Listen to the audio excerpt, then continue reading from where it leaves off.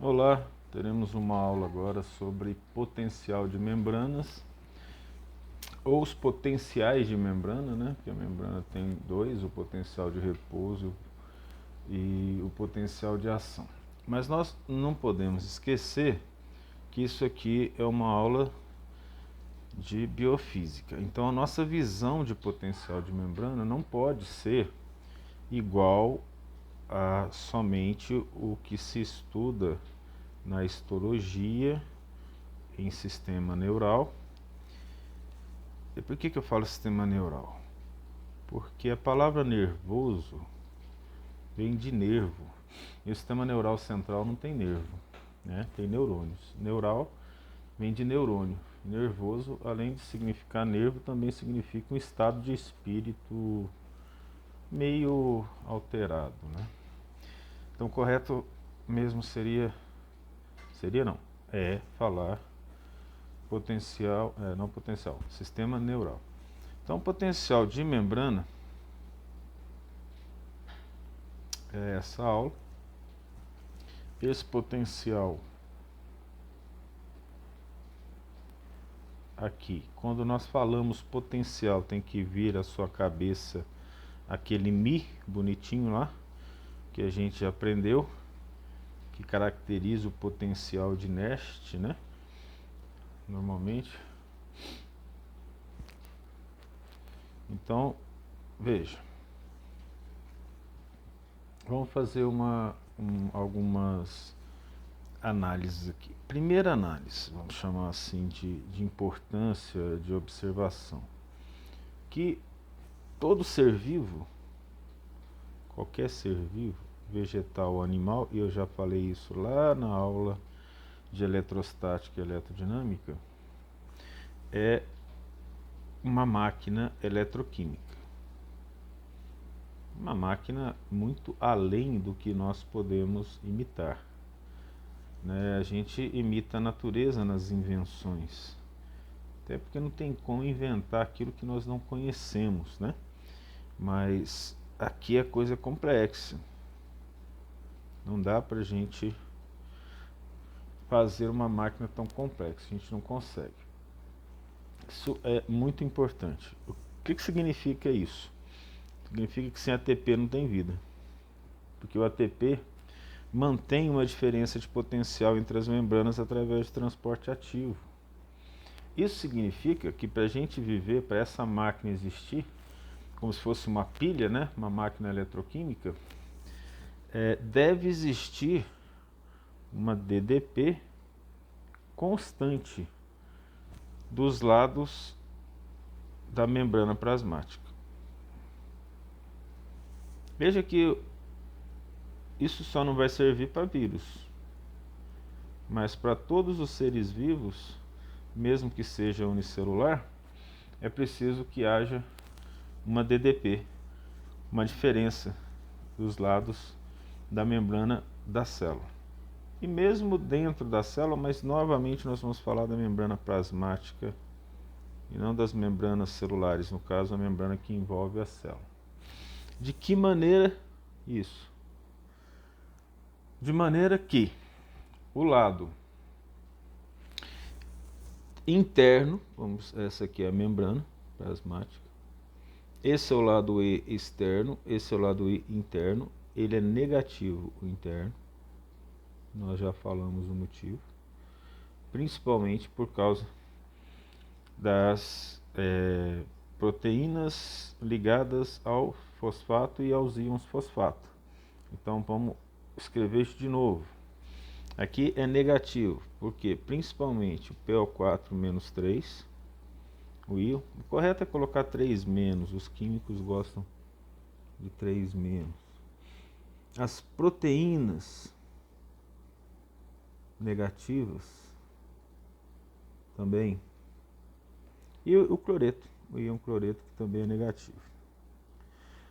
E qual é a causa principal disso, do positivo? Aqui em cima que é o lado externo, sódio, do lado externo, né? Então, esse potencial precisa existir. Existe uma DDP aqui, né? Tudo isso aqui, ó, é caracterizado por uma DDP. Se isso acaba, é porque acabou o transporte ativo. Se acabou o transporte ativo e acabou isso, acaba a vida. Não tem vida sem eletricidade dentro da célula. Por isso nós somos uma máquina eletroquímica. Então, os potenciais que nós vamos trabalhar agora, e nós não vamos fazer demonstração deles, mas daria para fazer assim, um pouco já foi feito nas aulas passadas, mas os potenciais que nós trabalhamos da membrana, eu não tinha que ter esse acento, né? Mas tudo bem. Esse ponto, sim, potenciais. Há dois potenciais que nós precisamos conhecer bem. O potencial de Nernst, que nós já vimos, só que aqui eu vou apenas representá-lo de maneira diferente. Por que eu represento de maneira diferente? É a mesma coisa. No entanto, você já vai se familiarizando com as notações diferentes que você pode encontrar em alguns livros, né? Então, o potencial de Nernst é aquele potencial que nós vimos como o μ lá na membrana, né? Então, esse potencial de Nernst, vamos chamar, ao invés de chamar de μ, vamos chamar de E. Ele tem um E0, esse E0, a maioria das vezes a gente fala de padrão, esse zerinho em cima ele significa padrão, mas você deve estar lembrado do RT, constante dos gases vezes temperatura, vezes logaritmo neperiano de CE sobre CI, eu inverti, então aí significa que as concentrações, no caso, inverteram também. O que você não pode esquecer? Esse E aqui, ó, é DDP. Então nós pegamos o valor do potencial de membrana e colocamos em função da DDP, né? Por isso que está dessa forma. Então, por exemplo, o Z, ó, ZF passa dividindo. Lembra que era ZFE? Ele passa dividindo. Então aqui nós temos o potencial de Nernst. Só que vamos a alguns detalhes só para você compreender o que acontece em alguns livros. Qual é a temperatura do corpo? 37 graus, mais ou menos. Então a gente já aproxima aqui. R é uma constante. Z, para os íons do corpo, exceto fosfato, ele é constante. Faraday é constante. Então, isso aqui tudo, essa parte, ó, tudo, nós podemos transformar numa constante. O potencial DDP padrão é zero. Eu vou mostrar para vocês que a gente mede esse DDP do lado externo ou interno da membrana, depende. Isso faz com que o potencial de Nernst fique simplificado, potencial DDP, porque colocando 0 mais R vezes 310 dividido por Z e Faraday, vai dar aproximadamente 61 milivolts. E aqui fica o log da base 10. Se tem log na base 10, o que significa? Que nós pegamos o log neperiano e multiplicamos por 2,3. Eu vou escrever aqui menorzinho 61. Obviamente milivolts, que nós já havíamos conversado, um log de CE sobre CI. Isso aqui que a gente acabou de fazer foi um rearranjo da equação do potencial que nós vimos antes, né? Nós estudamos o μ lá. Então essa é a equação de Nernst. Só que isso é para apenas um íon. O potencial de Nernst é utilizado para trabalhar, por exemplo, só com sódio, ou só com potássio, ou só com cloreto. No entanto, o estudo feito por Goldman, ele associou o potencial de Nernst aos vários íons da membrana. Então, o potencial de Goldman, ele é idêntico ao potencial de Nernst, só que do Nernst é para um íon. Aqui o de Goldman eu posso falar que ele está associado diretamente à membrana. Ele é igual ao RT sobre F. Eu não tenho como colocar Z porque os íons são diferentes, o cloreto é negativo, que multiplica o logaritmo neperiano da permeabilidade dos íons multiplicado pelas concentrações desses íons. Então, por exemplo, concentração interna ou concentração externa, por exemplo, né? Vamos pegar aqui, ó, esse aqui é um íon 1.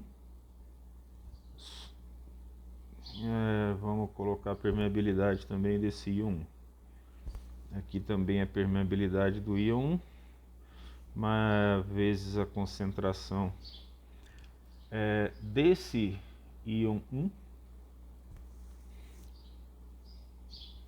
Aqui em cima do lado externo da membrana e aqui embaixo do lado interno da membrana. Aqui eu já adianto para você que ele tem carga positiva, mas, ó, isso é separado. A permeabilidade 2 sobre a permeabilidade 2 da concentração do íon 2 do lado externo da membrana, por exemplo, sobre a concentração molar desse íon 2 do lado interno da membrana e assim por diante. Fechamos os parênteses. Então isso aqui significa vários íons. Normalmente, quais os íons que nós trabalhamos quando nós falamos de potencial de membrana? Sódio,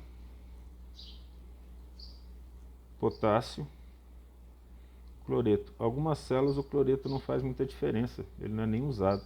Então o potencial de Goldman, o potencial da membrana, é dado só em função de sódio e potássio. Fosfato, ele fica parado de um lado da membrana, você não pode esquecer.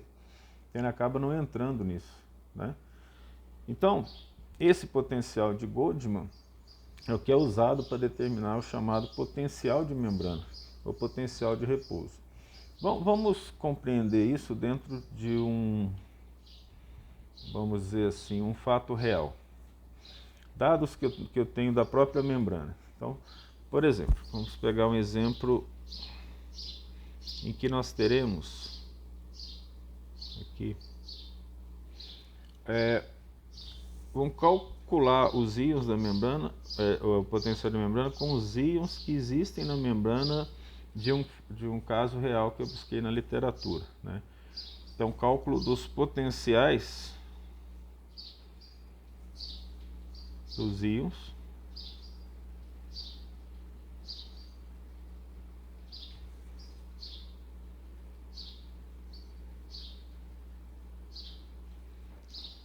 da membrana, no caso, ele não é da membrana, né? Dos íons da célula na membrana.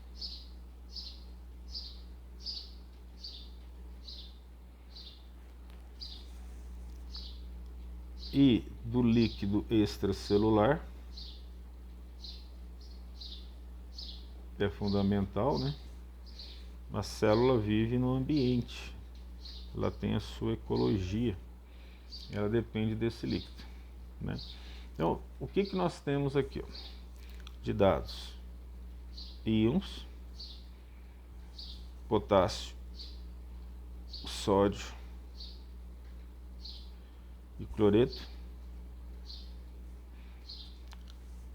Do lado interno da membrana, concentração em milimols, vou colocar aqui milimolar, do K é 100, é maior do que do sódio. Do sódio é 15 do lado interno e do cloreto 15 ou 13. Vamos colocar o 13 aqui, eu achei os dois. Então, milimolar, nós temos aqui do lado externo, o cloreto está com 5, o potássio está com 5, O sódio se encontra de 100 ou 150 e o cloreto 150. A permeabilidade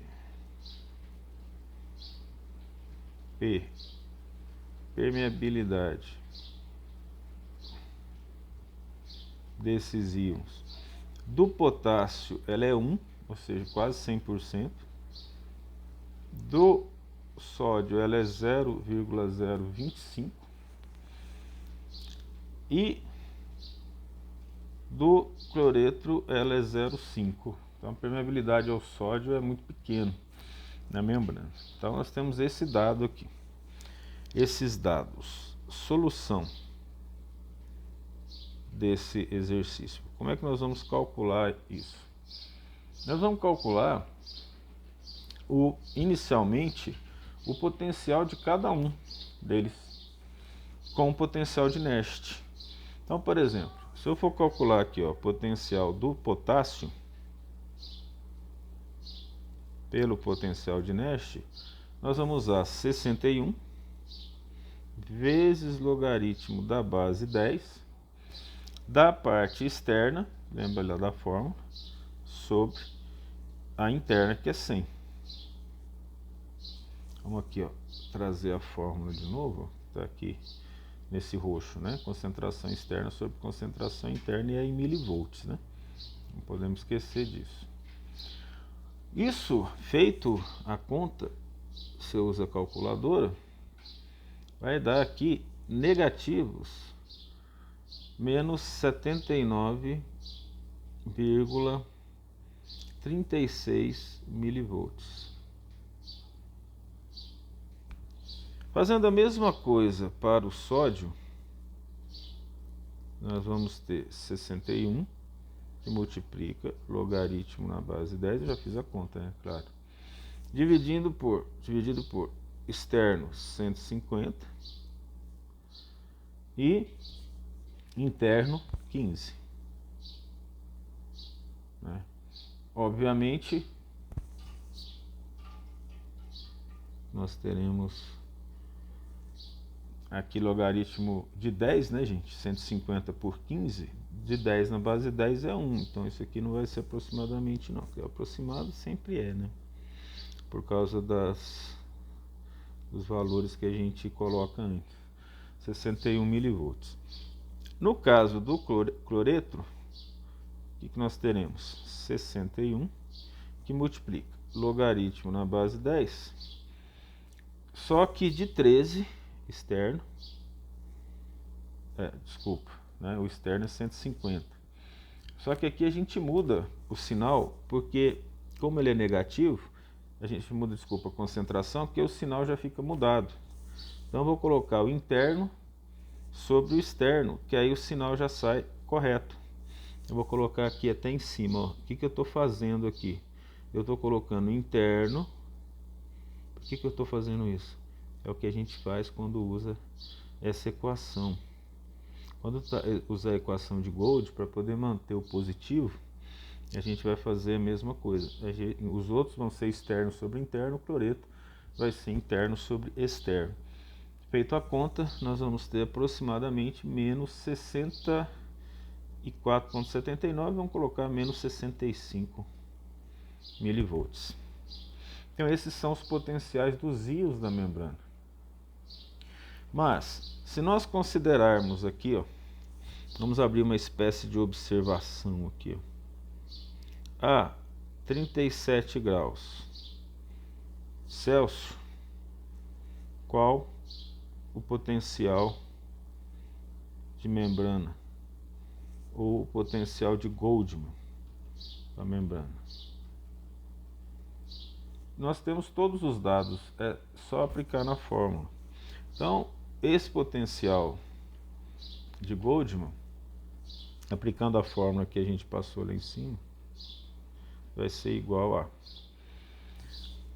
relembrando, 8,314 vezes a temperatura 310 dividido por Farad 96,49 em milivolts.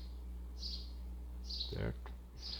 Se você fizer essa conta aqui, você vai entender que se esse, ao invés de 310 fosse a temperatura ambiente, seria outro valor. Então, por exemplo, os animais xilotérmicos. Aí se encontra em livros a equação de Nernst com o valor de 61, que nós colocamos aqui, é 37, ou com 58, porque isso aí depende de que nós estamos considerando. Mas, por exemplo, esse aqui vai ser sempre um valor constante, que vai dar, vou até colocar aqui embaixo, eu já fiz aqui, que é 26,711. Ora, se eu multiplicasse por 2,3, né? 2,3 ia dar 61,4, que nós aproximamos para 61 lá em cima, certo? Mas se nós fizéssemos para 300, ia cair para cerca de 58.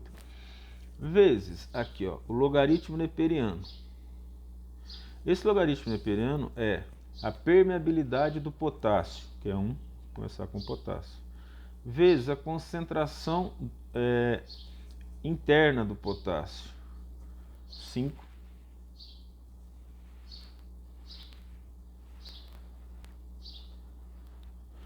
dividido pela permeabilidade do potássio e a concentração externa do potássio, 100, mais em cima, mais embaixo. Permeabilidade do sódio, 0,025, vezes a concentração dele do lado de fora, 150, permeabilidade dele, 0,025, vezes a concentração dele, né, do lado interno, 15. Eu acho que eu não fiz aqui em cima, foi até uma questão de acostumar, ó, eu devia ter feito assim. Você arruma a sua equação que você está copiando aqui.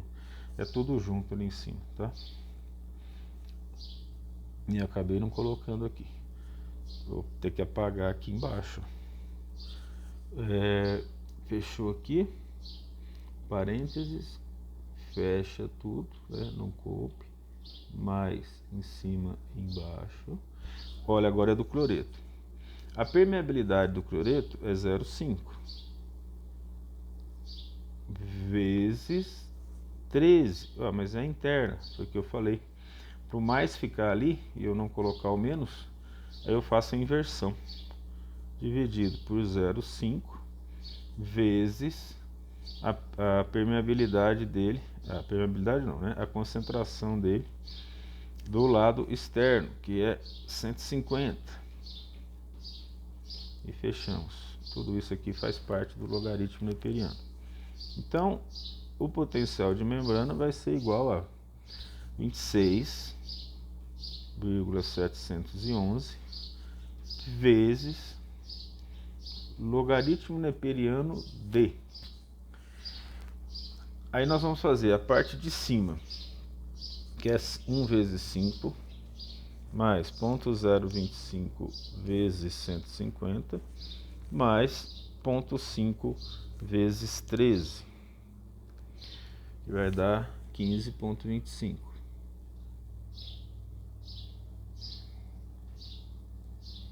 Dividido, melhor vírgula, né?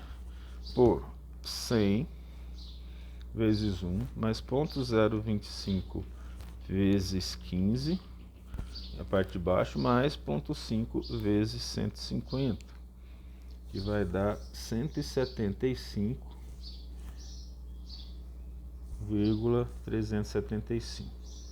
Você já deve perceber que no momento que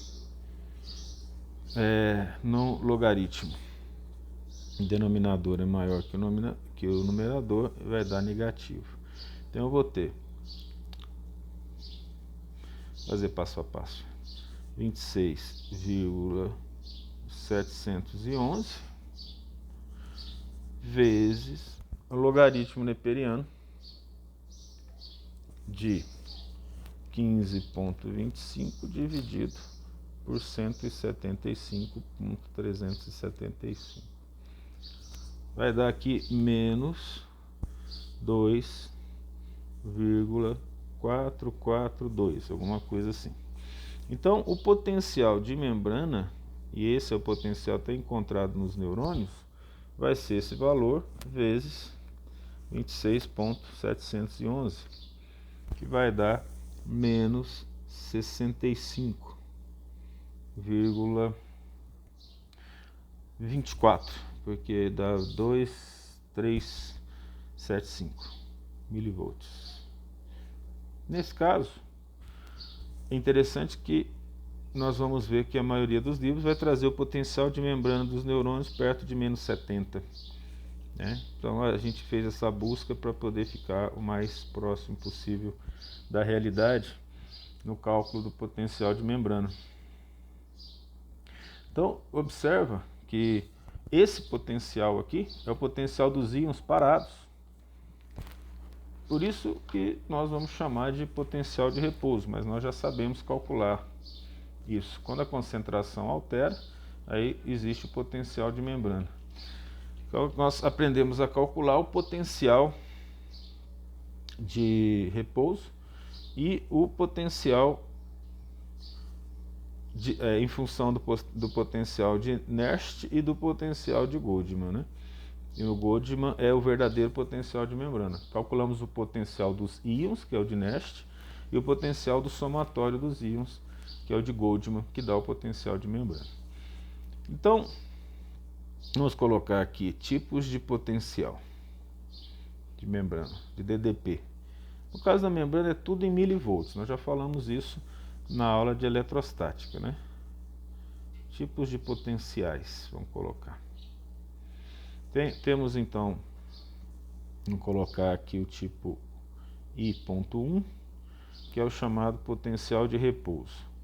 É enquanto não ocorre uma alteração da permeabilidade da membrana.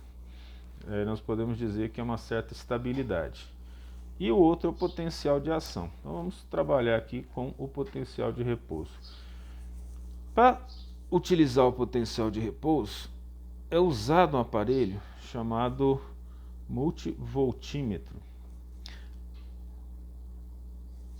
E como a gente trabalha com potenciais muito baixos, né, nós vamos usar milivoltímetro,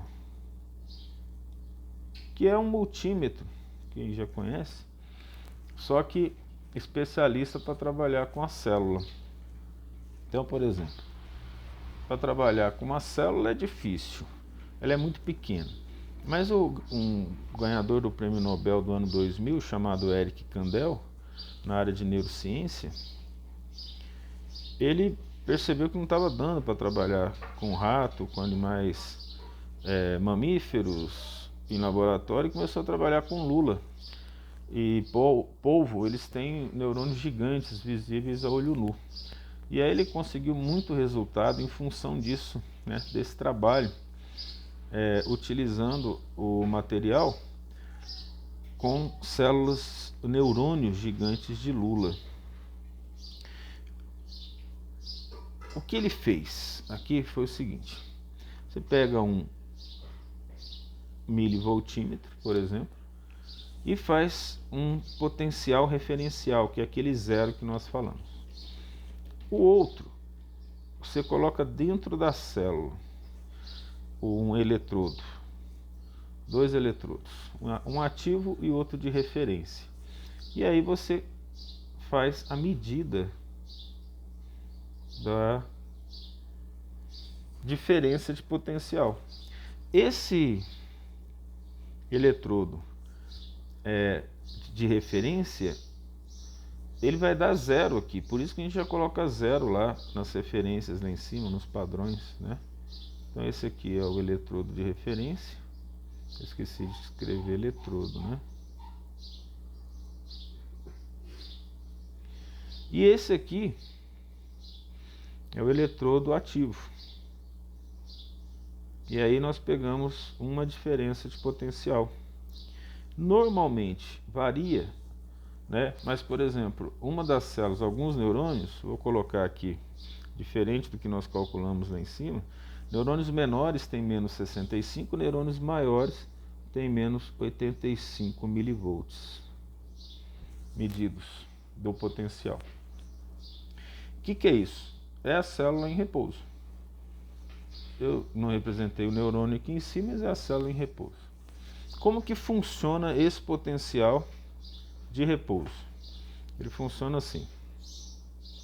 O mecanismo para ele poder se manter com essa diferença de potencial é mecanismo número 1. Primeira coisa que faz, entra constantemente sódio na célula via Mi, que é o gradiente eletroquímico. Ora, o que acontece? É preciso tirar o sódio. Sai sódio graças a quem? Ao transporte ativo.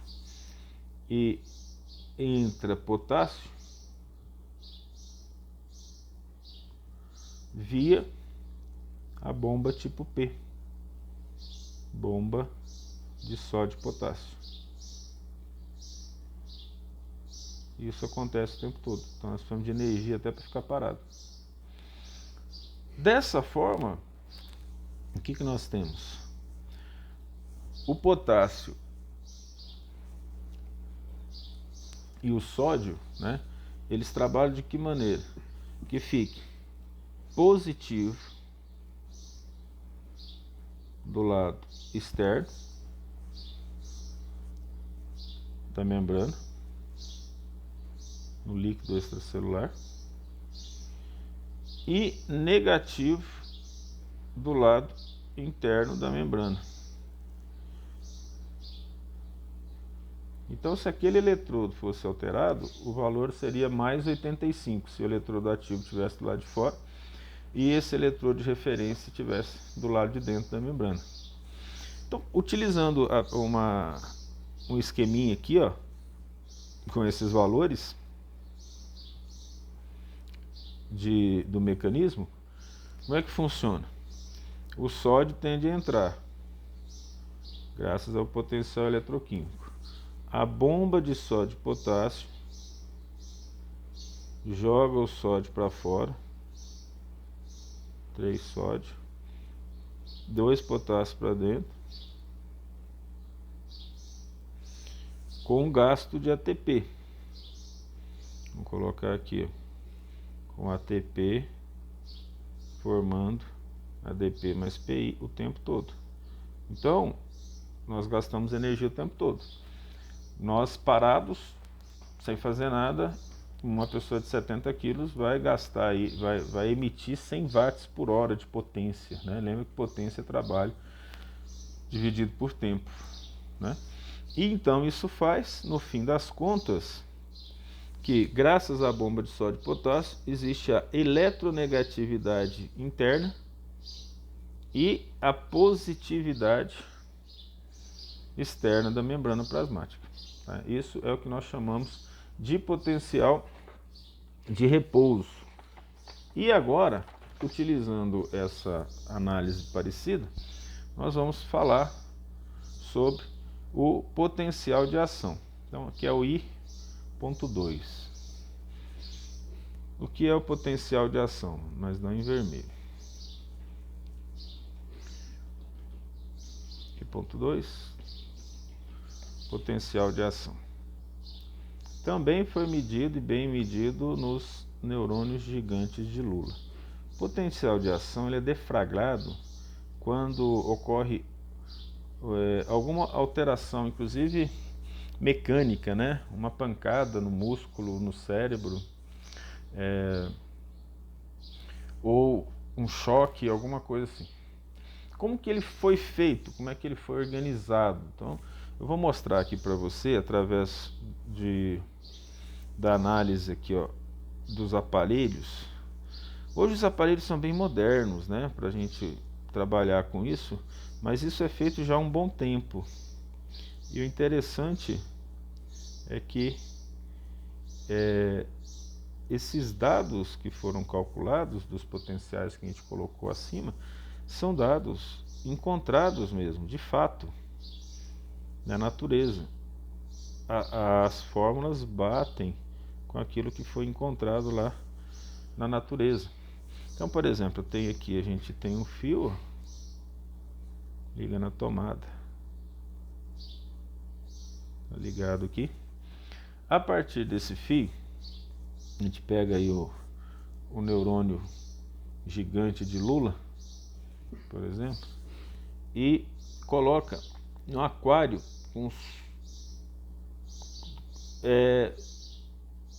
imitando as condições ambiente, né?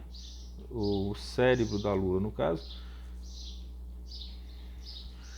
E aqui dentro, então, a gente pega um desses neurônios para fazer a análise dele. Então, isso aqui é um pedaço do neurônio só, não vamos colocar o neurônio inteiro, né? Então, esse aparelho aqui, ele vai jogar um potencial para verificar a resposta dele. Como é que vai ser a resposta desse neurônio? Então, vem aqui, joga um potencialzinho aqui, o outro vai ficar aqui de dentro, e aí nós vamos fazer a medida e obter essa medida através de um osciloscópio. Vamos usar outra cor aqui para ficar bem claro esse trabalho. O osciloscópio é um aparelho que vai medir a variação de diferença ou da diferença de potencial entre os eletrodos aqui, ó. Um eletrodo vai ficar dentro e outro fora. O eletrodo de dentro, como a gente viu, vai ser o eletrodo ativo. O eletrodo de fora vai ser o eletrodo de referência.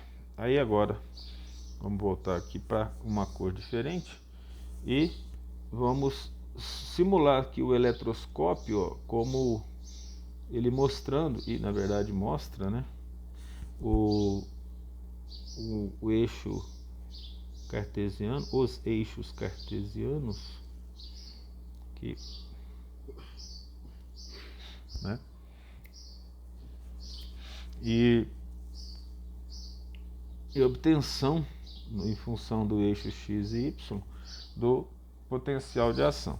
Então vamos representar aqui como se fosse, parece uma televisão, na verdade é uma televisãozinha pequena, em que aparece na tela aquelas coisas, não sei se vocês lembram de televisão já antiga, né? Aquela tela de televisão antiga, que lá é elétron, é uma ampola de Crookes, e o osciloscópio é isso, ele basicamente é uma ampola de Crookes. Então, ligado aqui, ó, o fio, ó, o fiozinho aqui, né? O osciloscópio vai pegar esses dados, não é mesmo? Sério, né? Seriamente obtido, e vai dar pra gente essas informações aqui, ó, dos dados, ó. Olha que interessante. Nós vamos, se o potencial de ação for passando, ele vai fazer isso aqui, né? E aí esse aqui é assim que é medido esse potencial de ação, né? Esse potencial de ação é trabalhado dessa forma, é obtido dessa forma. Vamos representar isso de outra forma aqui do lado, porque a gente poder enxergar como que isso acontece dentro da célula, né?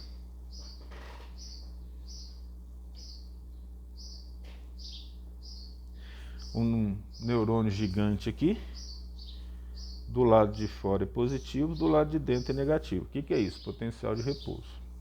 Vamos separar isso aqui, ó, dessa forma.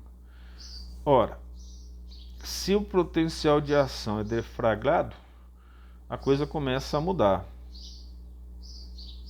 Começa a entrar sódio, começa a ficar positivo dentro. Entra muito sódio, mais positivo dentro. Então, quanto mais negativo for a célula, né, mais difícil é deflagrar o potencial de ação. Depois aqui, ainda não chegou o potencial de ação nesse ponto 3 aqui. Vamos colocar números, né? Então vamos colocar aqui, ó, esse aqui é o 1, esse o 2, esse o 3. Agora, olhando isso, se eu tiver um gráfico, o osciloscópio, como é que o osciloscópio vai me dar essa informação aqui, ó, da passagem desse potencial de ação? Aqui eu só não estou mostrando os eletrodos, mas vamos seguir aqui em termos de carga, para você entender. No primeiro caso, esse item 1 aqui, vamos seguir isso, né? E assim fica bem didático para você compreender. Nesse item 1, outra cor, esse potencial, ó, ele é negativo. Então nós temos potencial, vou baixar mais isso aqui. Esse potencial é negativo, nós vimos lá, menos 85, então ele está aqui, negativo, certo? Está parado.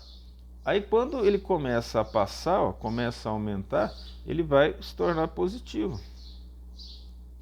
Olha que interessante.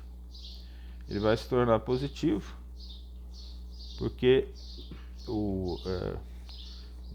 minha mão não funcionou bem aqui não, melhor fazer isso aqui de novo. Ele vai subindo, subindo, subindo, subindo, subindo, subindo, subindo, e depois vai cair. O que significa esse subindo? Olha que interessante, ó. Começa a entrar e começa a ficar positivo, positivo, positivo, até ficar o máximo positivo. Depois ele cai para o negativo e volta ao potencial de repouso de antes, né? Então aqui essa é a característica. Olha só, ó, o que eu tenho que ficar de olho aqui para enxergar isso é negativo, negativo aqui, ó. Vamos colocar menos 60 milivolts, por exemplo, certo? Aí começou a entrar carga positiva. Olha só, vamos colocar de outra cor, roxo. Começou a entrar carga positiva, entrou carga positiva, começou a ficar positivo e subiu, agora ficou muito positivo. O máximo está aqui, ó, né? Ficou muito positivo. Depois começa a cair novamente. Por quê? Porque volta, porque ainda não, o potencial de ação ainda não passou para aquele lado, né? Ou seja, ainda não chegou aqui, ó, onde estão essas cargas negativas, mas ele vai passar. Então, de acordo com isso, se o potencial de ação estiver em movimento, isso aqui continua e sobe de novo. Só que quando o potencial de ação vai passando, a gente vai pegando isso. Se a gente for analisar só aquele ponto, ó, vou fazer assim. Se a gente for analisar só esse ponto aqui, existe, aí você vai estudar na fisiologia, na histologia, um período refratário, porque precisa de um tempo para recuperação do potencial de ação. O que você tem que compreender? Quem gasta energia é o potencial de repouso, você percebeu? Porque no potencial de ação, vamos escrever aqui o mecanismo de funcionamento dele, ó, vai entrar sódio pelo que nós vamos chamar de gradiente, né? Então, dentro desse mecanismo, a primeira coisa que acontece, ó, deu uma despolarização. Alguma coisa acontece, passagem de uma informação, despolarização, ficou grande demais. Vou melhorar isso aqui, ó.